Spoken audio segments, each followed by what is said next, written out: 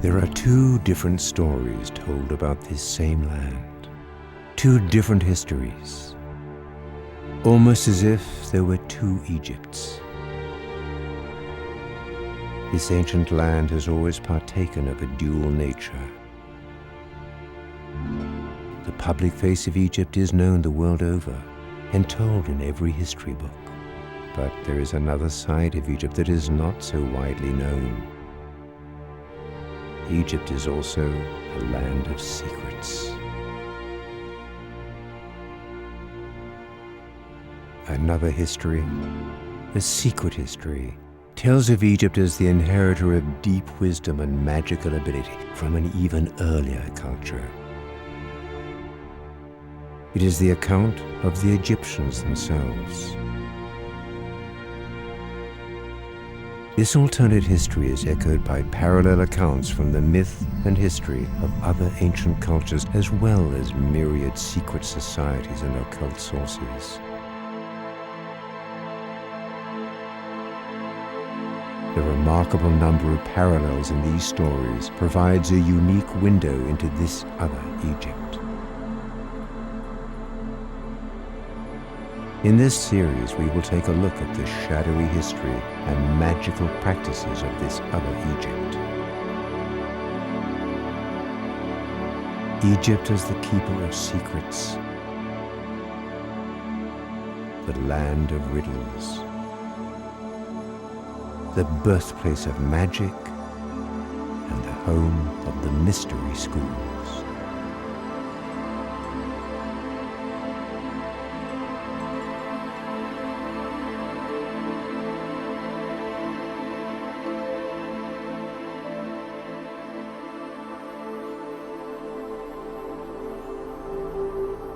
As we join symbolist author and Egyptologist John Anthony West for a symbolist tour of magical Egypt, we will explore not only the sacred sites, but the ancient teachings that lie concealed there.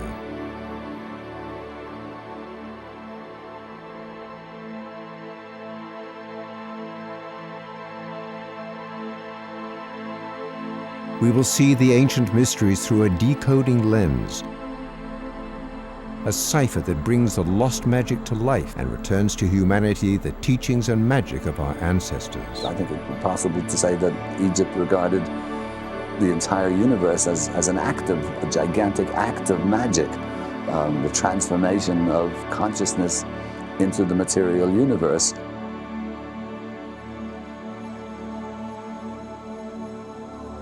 Did ancient Egypt inherit its mysterious abilities from an even older culture, lost to history and forgotten by the modern world?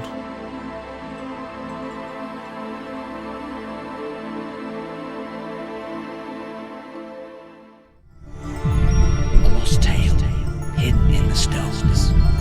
Blueprints of a lost art, from a lost world. Behind the veil lies another Egypt. Hidden Egypt. Magical Egypt.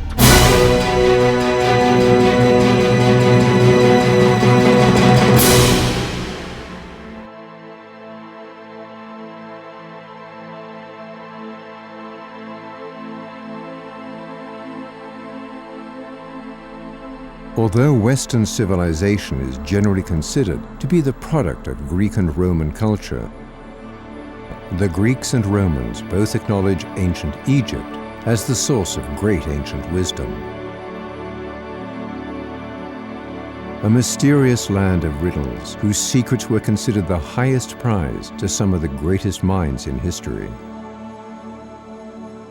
Egypt was known to the ancient world as a repository of high knowledge and magical practices.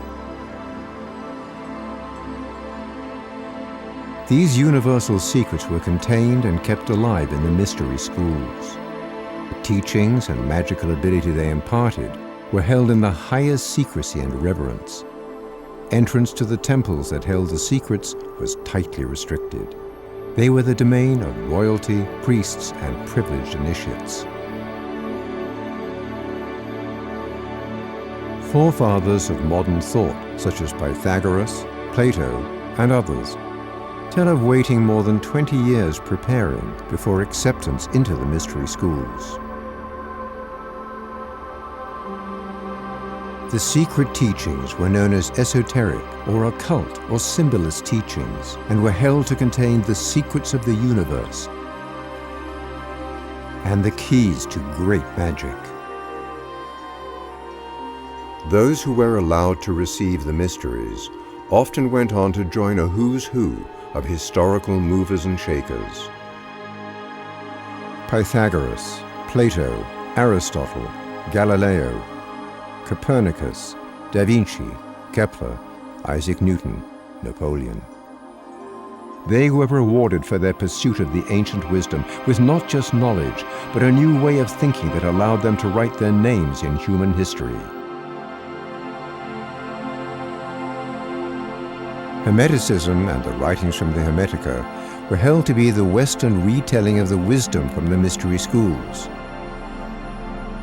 They contained, albeit in a degenerated form, strains of the ancient wisdom said to have been passed down from the gods. There are fragmentary Hermetic texts dating from, dates in dispute, but dating from 3rd, 2nd, 1st centuries AD, in which the language and mode of expression is ancient Greek, but the subject matter is, if not entirely, largely derived from, or actually a part of, the ancient Egyptian doctrine of the transformation of the soul.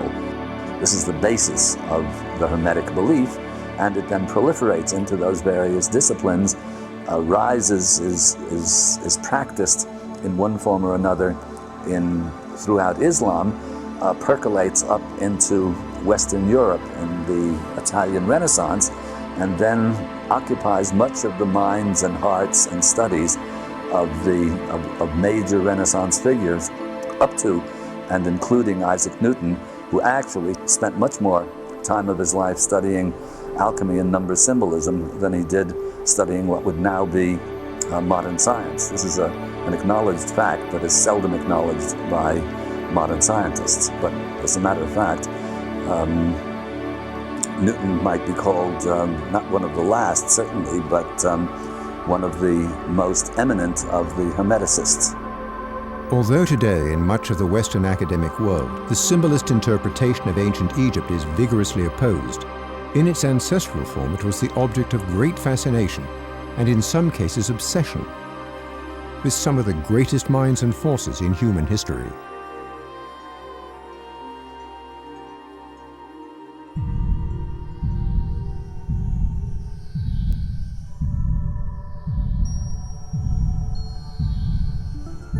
The term mystery schools refers not to a specific place or time in ancient Egypt, but the timeless teachings passed down through word of mouth, encrypted into the temples, concealed and enshrined behind a veil of hieroglyphs and symbolism.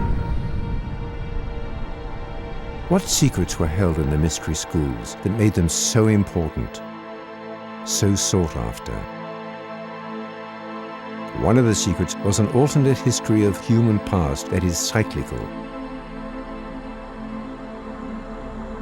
Civilization, consciousness, understanding, and ability rising to incredible heights in the distant past and then falling back into barbarism again and again, like the waves of high and low tides.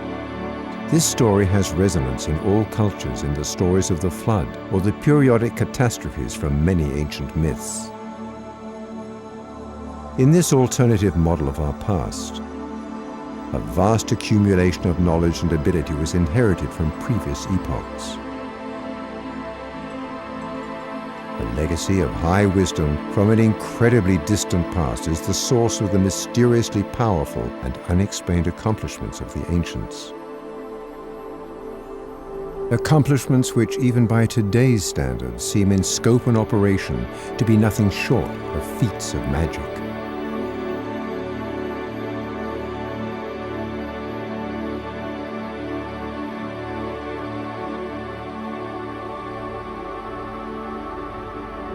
Ancient Egypt wielded a mastery over the material world that bordered on the supernatural. It seemed at times almost alien. Its art and architecture showing not only an understanding, but an eerie control of the invisible forces and building blocks of our material world.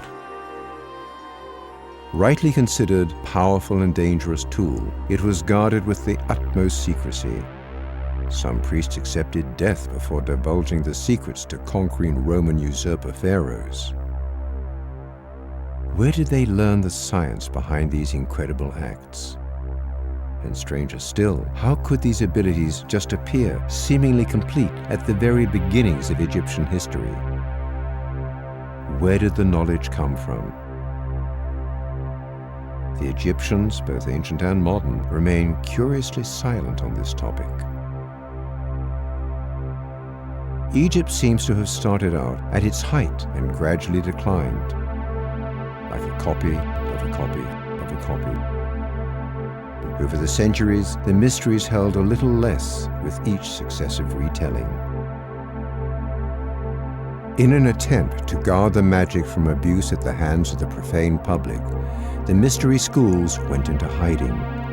The ancient secrets were shrouded in allegory and symbol and placed under the guardianship of various streams of initiatic societies. In time, it appeared that many, if not all, connections to the original source were severed or so diluted that the true mysteries were lost to history. Over the millennia, the temples fell into ruin, and eventually so did the teachings they enshrined.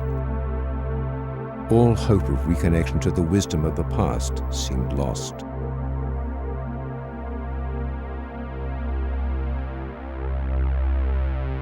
When we return, we look at an unusual man who returned to the modern world the teachings and wisdom of the ancient mystery schools.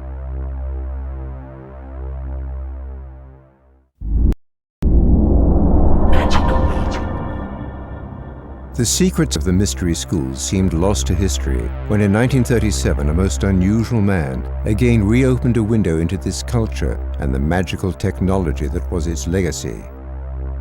R.A. Schwaller de Lubitz was a latter-day alchemist, as well as an accomplished mathematician, chemist, author, and philosopher. Schwaller opened a window into the lost magic and mentality of the ancients. Through an ingenious reinterpretation of the evidence, Schwaller recreated a model of ancient Egypt that resurrects the ancient secrets for modern eyes. Understanding the mentality of the ancient world through the decoding lens of symbolism, Schwaller showed the Egyptians were not the superstitious savages modern Western academic thought holds them to have been. Instead, he showed example after example of high wisdom and accomplishment, not only equaling that of modern science, but in some instances far surpassing modern abilities.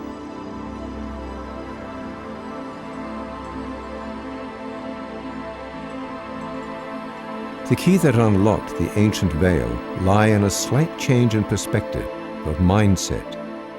As one learns to enter the mindset of pharaonic Egypt, the cryptic message from the past comes to life and allows access to previously invisible and unimagined realms of consciousness, understanding, and ability.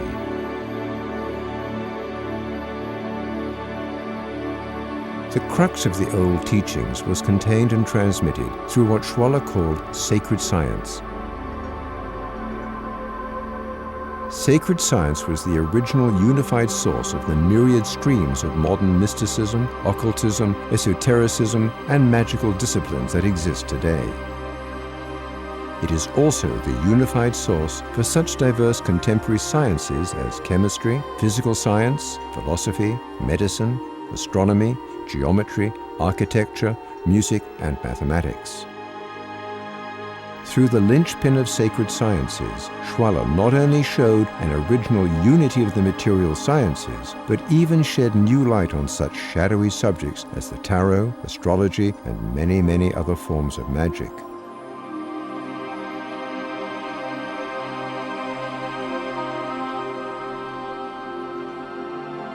Schwaller spent over a decade on-site at Luxor Temple, which would come to be known as the Temple of Man. It was here that he performed his master work. A latter-day Renaissance man He was born in the 1890s, died in the early 1960s, and was, among other things, a practicing Latter-day Alchemist, and very much deeply involved in alchemy. He was also thoroughly conversant with the esoteric and mystical traditions of the East, and at the same time, equally conversant and familiar with the modern developments in science, mathematics, physics, and so on. It was Schwaller who, in 2 decades of work in Egypt, mainly at the Temple of Luxor, who reformulated in transmittable and accessible fashion the wisdom of the ancients. It is through Schwaller that we're able, for the first time, to actually gain access to the doctrine, the sacred science or sacred sciences responsible for those astonishing resonating temples, pyramids, and tombs. Prior to Schwaller, there was a long-standing tradition dating back to the Greeks themselves, in which ancient Egypt was the fount of all wisdom, which subsequently degenerated and dispersed over time. But prior to Schwaller, it was impossible to actually argue from documented evidence that this was indeed the case. Schwaller provides the documentation in impeccable form. It's there to be disproved if anyone can do so. In the 50 years since Schwaller produced the body of his work, a number of scholars have abused him roundly, but none have actually offered anything resembling satisfactory disproof or discredit to his extraordinary works. In its own way, the Temple of Man was a kind of Rosetta Stone. It contained the means within itself, Schwaller, to decode and reconstruct the layers and subtleties of the symbolic and sacred technology of the ancient mysteries. Schwaller showed that the temple was not just the location of the teaching, but was itself the teaching.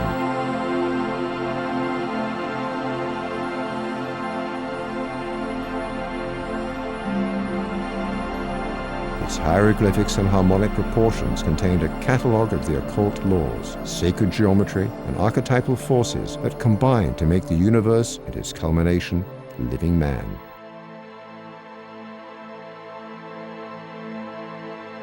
Through a chain of analogies, occult correspondences, sacred geometry, and symbolism, the temple itself becomes the actual technology through which one can undergo the initiation process and begin to experience the mentality and magic of the ancients.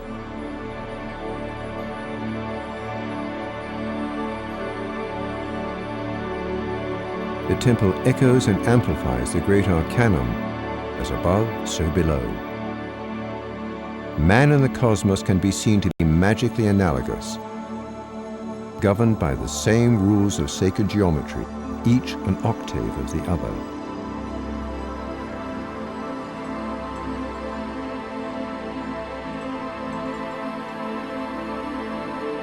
After Schwaller's death, the torch was picked up by a new generation of symbolists, one of the most venerated of whom is John Anthony West.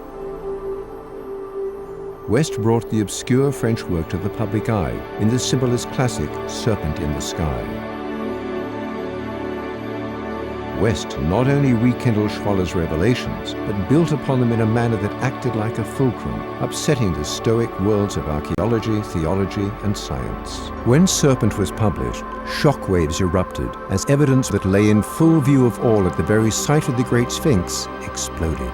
An observation by Schwaller, mentioned in passing, caught West's attention.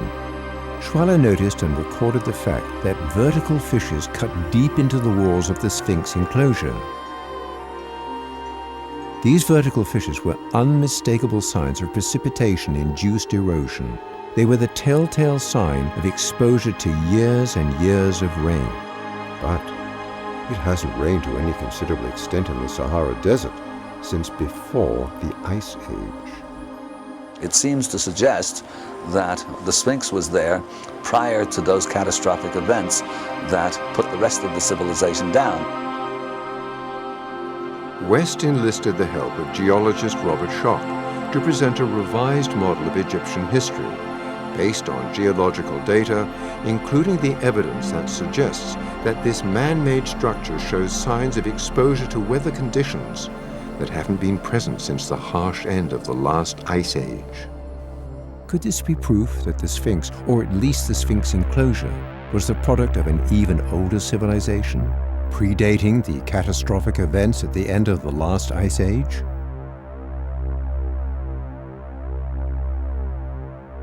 We believe that our Sphinx theory, the water weathering of the Sphinx, is evidence of that earlier civilization. And there are other bits and pieces of geological evidence and architectural evidence that we believe supports the theory of an advanced, or let us say again carefully within inverted quotes, an Atlantean civilization. But this is the big issue, whether or not there was such a civilization.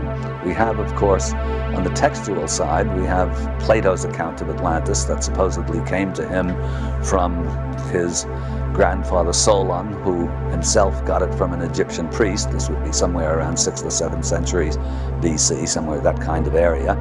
And of course we also have throughout the world, around the world, everywhere, in the higher or more sophisticated civilizations, as well as in the mythologies and legends of widely separated traditional societies, we have accounts. Virtually all of them have accounts of a deluge. A deluge is a commonplace, and in many of them, if not in all, there are also references to vanished civilizations, vanished high levels of civilization, golden ages in the past, and the ubiquity of these stories is enough to make, I would believe, any serious scholar at least hold an open mind to the possibility that these advanced civilizations did indeed exist, and that they did indeed go down or disappear virtually entirely under the catastrophic conditions prevailing for several thousands of years following the event, whatever it may have been, or events that initiated the melting of the ice and the dissolution of the last ice age. As we join west for a symbolist tour of Egypt, we begin to glimpse the magic and mystery still waiting here. Encoded into the ruins are the preserved seeds of a technology and mentality that, by comparison to even modern standards, are at the far edge of comprehension. When we return, another secret of the Egyptian mysteries. Magical.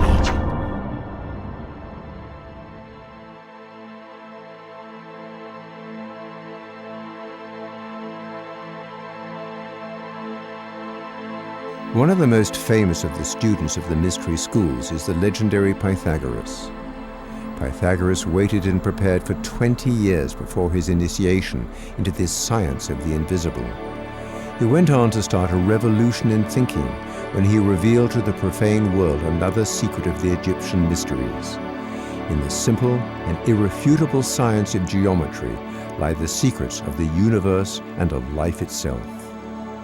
Pythagoras returned the lost key of meaning to the alchemical maxim, as above, so below. The universe, and man as the embodiment of the universe, live and work by the same rules, are brought into and out of existence by the same forces, and are both subject to the same laws. Each can be understood using the same maps. The shapes and forces described by sacred geometry are the roadmap, perhaps even the seed of life itself.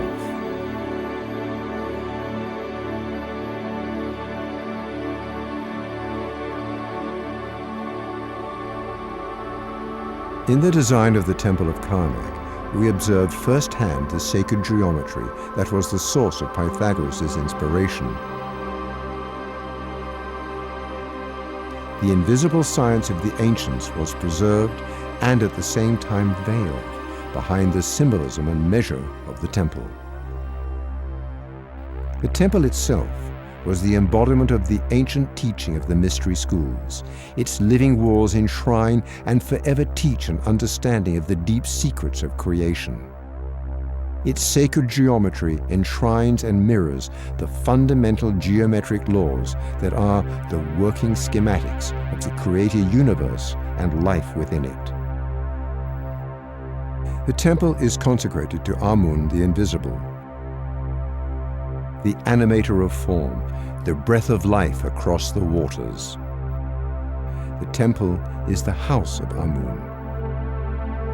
For a time, it was the living body of Amun. Over the 500-year span of its active life, the temple lived and grew by the same laws of sacred geometry that govern organic life and growth. It was for a time animated by the voice of life. It was host to Amun.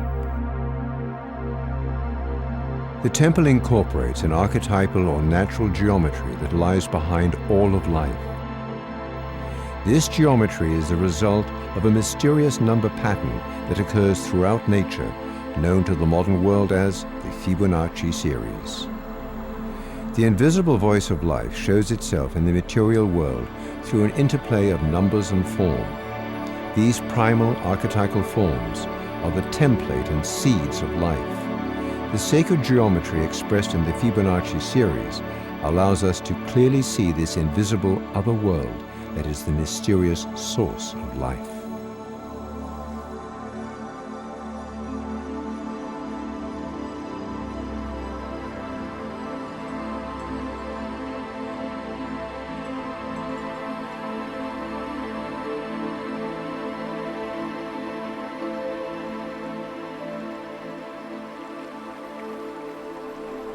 To better understand the role of the Fibonacci series and organic geometry in the world around us, we met with Michael Schneider, author of A Beginner's Guide to Constructing the Universe. Michael demonstrates the dynamic presence of the Fibonacci sequence in the living, growing world. Well, the Fibonacci numbers refers to a sequence of numbers that grow by continual expansion, but a very special balanced growth expansion. And the mathematical definition of them really is an archetypal pattern. Starts off with the numbers 0 and 1. 0 sort of acts like a seed in a sense. 0 and 1, and the rule is that each next term is the sum of the two previous terms. So 0 plus 1 make 1. 1 plus 1 make 2. 1 plus 2 make 3. 2 and 3 make 5. 3 and 5 make 8. 13, 21, 34, 55, 89, 144, 233, and endless. But it's an expansive pattern that shows organic growth patterns that occur all through nature. The invisible Fibonacci spiral shows itself in the visible world in the nautilus shell, the sunflower, and the branching of trees. This mathematical sequence charts nature's progress of organic spiraling growth through self-accumulation. The appearance of this sequence, embodied by the Fibonacci spiral or golden spiral in plants, animals, or solar systems, tells us that the Fibonacci sequence and phi ratio underlie an internal harmony, excellence, and dynamic balance during the inevitable growth and dissolution processes. It is the play of life itself, clothed in the four states of matter. These characteristics are the open secret of balance of animal horns, seashells, plants, and galaxies. For example, as the chambered nautilus creature grows larger, the gland that exudes shell material also grows, building a widening shell. The shell's golden spiral shape maintains the same center of gravity at any size, so the nautilus need not relearn how to balance itself as it matures. The same is true for the growing horns of a ram. As the horn material accumulates, growing larger and more massive, its golden spiral shape maintains the same center of gravity. Thus, the ram need not adjust its posture throughout life to uphold its growing horns. Similarly, the tree that puts out branches and leaves in spiral staircases up and around their respective trunks can get enormously large, yet the tree always balances, no matter how massive and complex it grows to be. And so any kind of organic expansion will benefit from this kind of growth that incorporates balance, physical balance. It will pack the most seeds in the least space. And whenever you find these Fibonacci numbers, you also find spirals. And the benefit of spiral is, of course, organic, expansive growth in a kind of a fashion that will also maximize all the benefits of the seed properties and so forth. The way they show up in the plant world is rife with these numbers. For example, in this artichoke flower, I will simply, let's see, I'll draw a mark so we know where we started on this, and I'll count this row of petals as one row. And what I'm going to do is count the numbers of parallel rows of petals. So there's 1, 2, 3, 4, 5, 6, 7, 8, and then back to the beginning. So there are 8 rows leading in this direction. But each petal plays a role in 2 directions. So I can also think of these as spiraling this way. And if I count the numbers of parallel rows here, we'll count that as 1, 2, 3, 4, 5, and back to the beginning. So there are 8 in this direction, 5 in that direction. That's what you find throughout nature. 2 consecutive Fibonacci numbers composing the same structure. And what this does, what this number pattern does, is it gives perfect balance to the structure as it's growing. Not as a static structure, but these Fibonacci numbers and the spiral, the logarithmic organic spiral that occurs with them, balances through growth, transformation, expansion. And that's the beauty of this. It's balanced through growth and change, through these numbers. It's an organic expansion from that, you might say, 0 seed to as large as you like, but it's always going to have a self-resembling property. It's the closest, the logarithmic spiral is the closest definition you can get to a definition of life. The Fibonacci numbers and the sacred geometry they produce seem to be the very voice of life. When we return, we'll see how these numbers were employed in ancient architecture to give life to the temples.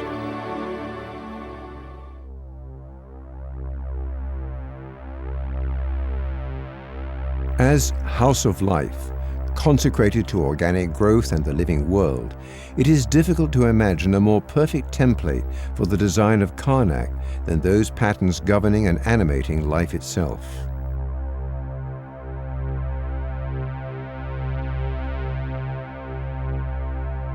To further investigate the presence of the Fibonacci series in the design of Karnak, we went to UCLA campus in Los Angeles.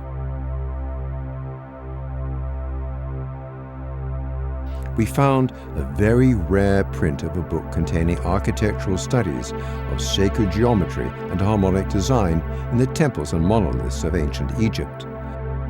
The book is the masterwork of architectural historian Alexander Badawi. It shows the Temple of Karnak to be based upon the same Fibonacci number series that is the very voice of life.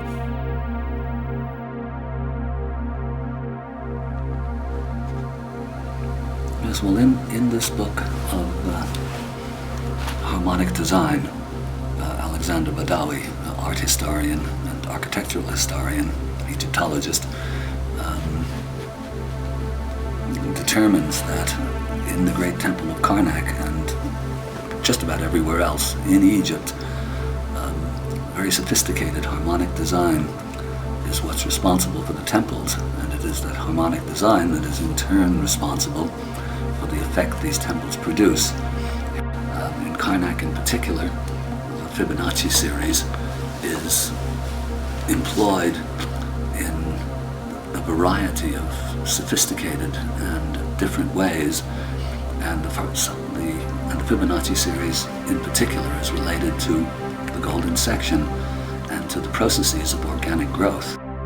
In this temple that is consecrated to the material universe, or let's say the animated universe, particularly significant that a mathematical proportion that is found everywhere in nature in the way that things grow, from sunflower seeds to nautilus shells.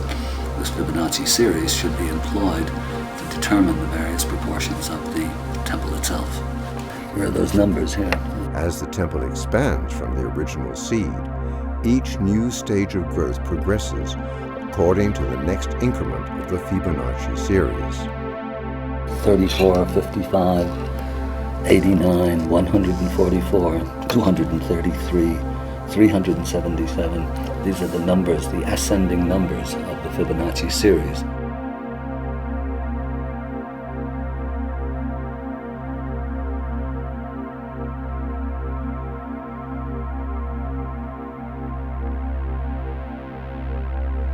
specifically consecrated to or dedicated to the principle of the creation of the organic world, the living world. And in keeping with that, not only is it in a state of constant creation, but the temple itself is a kind of representation of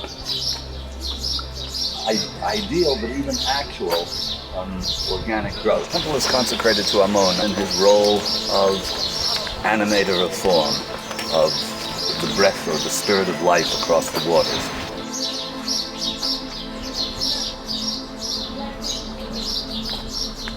One of the more clued-in Egyptologists, Alexander Badawi, who is an expert on, a specialist in architecture, worked out that the Fibonacci series is the template upon which this entire gigantic construction is based. And to the best of my knowledge, the archaeologists and Egyptologists don't contest this finding. But what they don't do is recognize its significance, because what's significant about it is that the Egyptians, they knew the Fibonacci spiral. Not only did they know the Fibonacci spiral in series, but they understood full well the role that played in the organization of the organic world. That's something else again. If they know that, then they're talking about a very high and a sacred science, which is of course exactly what they tried to deny with ancient Egypt. So that's what's going on here in this particular temple. And in fact, it's been found, the Fibonacci series has been found in other Egyptian constructions as well. But here's the best and most complete expression of it, exactly in the temple that is in fact consecrated to the organic world. And that's something that even the academics don't deny, that's the function of this. They don't understand that it's part of a complete understanding of the genesis of the universe.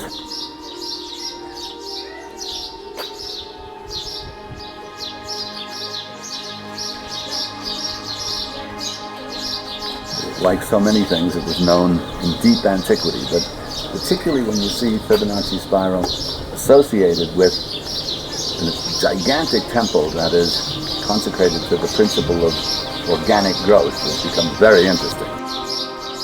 Entrance to the temple is flanked by a colonnade of ram-headed sphinxes. The ram is symbolically associated with Amun, and aside from its astrological implications, is an embodiment of the Fibonacci spiral in the shape of its horns. The sacred geometry of the Fibonacci series infused the entire temple, literally brought it to life. The temple is the living embodiment of the numbers and patterns that are the very voice of life.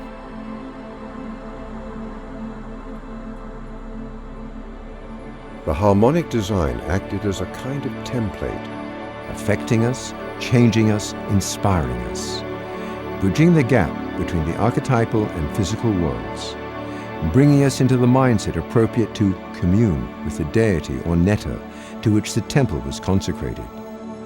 When understood in the true meaning of netta, Amun becomes the archetype, the embodiment of the invisible forces, laws and forms of life, the physical expression of the laws of nature.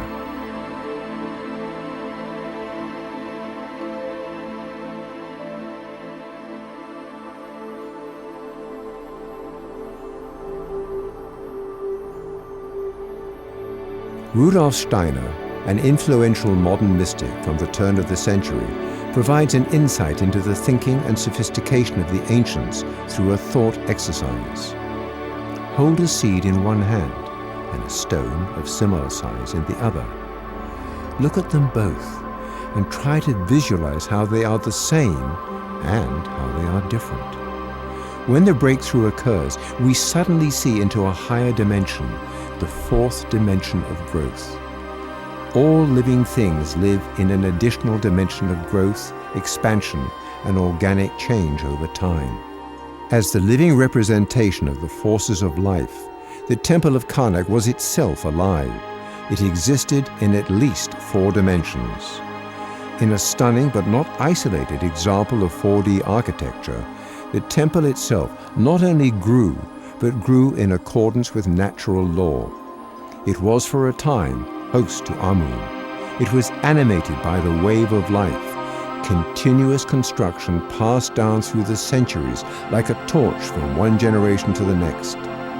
The wave of life passed through it as it did the successive generations of those who worship within its living walls. Not only is it in a state of constant creation, I think the earliest extant bits of this temple go from the Middle Kingdom. Most of it is New Kingdom, some of it is Ptolemaic. And I believe that every single pharaoh has left some element or some piece of, every single pharaoh did something here, some bit of construction. It starts, as all temples do, with the Holy of Holies, the sanctuary, and then grows out. But in this case, it grows out sort of like an onion. In other words, it's in layers that go continually out and out and out and out. They're all together 10 pylons here. I think 6 this way and 4 that way. So it's continually expanding. Each one has to have his stamp on this particular temple, not on other temples. Other temples are built often in one fell swoop, and then additions are made after 1 or 2. But here, every single pharaoh does something or another. And I think that's part of the overriding plan. This 500-year extended exercise in high magic.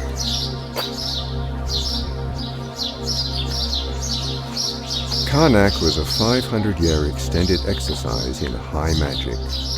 As each generation passes the torch to its successors, ensuring the continuity of human life, each generation continued the development of the temple according to the universal laws of growth. The individuals would come and go, but life itself continued. The House of Life was the embodiment of this divine continuity. What kind of culture, what kind of mind creates a blueprint that utilizes time as a dimension of the structure, perhaps as a function of the structure? Time itself was a necessary dimension in the faithful retelling, the faithful archetypal representation of this principle. Life is growth, and growth is a 4-dimensional process.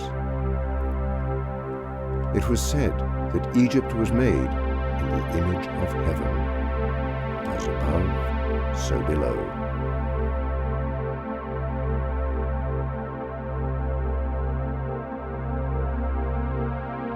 It is difficult to distinguish between witnessing the majesty and mystery of the temples and participating in the transformative process oneself. We're confronted by temples, by artwork, by pyramids, by structures that evoke in us a kind of emotion that is very hard to ascribe to mere superstition or romantification or romance. And these temples are based upon principles that are, in fact, sacred sciences. They are, let us say, the science of immortality, the science of attaining eternal life. When we are in the presence of one of these Egyptian temples, we are, whether voluntarily or involuntarily, put into the presence of the divinity or the principle to which that temple is consecrated, and whether we like it or not, we respond often with awe and wonder. And this awe and wonder is not, let us say, an artifact of our susceptible imagination or romanticism on our part. It's an example of the high science of the ancients, a sacred science. The sacred science, the timeless wisdom of the mystery schools. The keys to powerful magic have been preserved, enshrined behind a veil of harmony, proportion, myth, and symbolism. When seen through the symbolist decoder, these ancient ruins suddenly spring to life, opening a window on a bizarre landscape of arcane magic, working hand in hand with a science of bewildering complexity.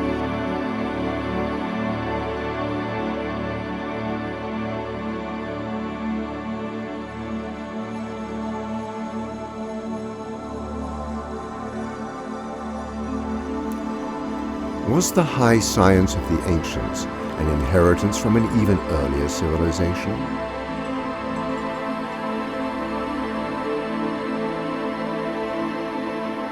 Join us next time as the investigation unfolds.